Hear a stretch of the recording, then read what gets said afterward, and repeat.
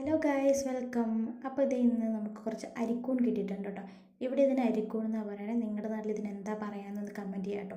അപ്പോൾ ഇത് കുറേ നേരത്തെ പരിശ്രമത്തിൽ അതെല്ലാം നമ്മൾ വൃത്തിയാക്കി കുറച്ച് മഞ്ഞൾപ്പൊടി ഇട്ട് കഴുകി കുറച്ച് നേരം വെക്കുക. അതിൻ്റെ അകത്ത് എന്തെങ്കിലും വിഷാംശമോ കാര്യങ്ങളൊക്കെ ഉണ്ടെങ്കിൽ പോകാൻ വേണ്ടി.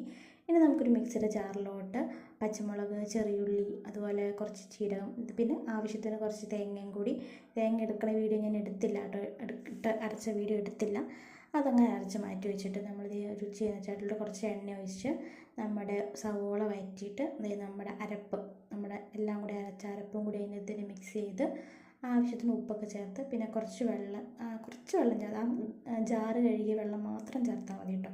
എന്നിട്ട് നമ്മുടെ കൂണ് തൊട്ട് നന്നായിട്ടൊന്ന് ആദ്യം ഒന്നിങ്ങനെ എല്ലാം കൂടി ഒന്ന് വെച്ചിട്ട് കുറച്ച് നേരം മൂടി വയ്ക്കുക കേട്ടോ. ഇത് അങ്ങനെ തോരനൊക്കെ റെഡി ആയിട്ടോ. നിങ്ങൾക്ക് എല്ലാവർക്കും കൂൺതോരൻ ഇഷ്ടമുള്ളവരൊന്ന് കമൻറ്റ് ചെയ്യാം കേട്ടോ. എനിക്ക് ഭയങ്കര ഇഷ്ടമാണ് കേട്ടോ.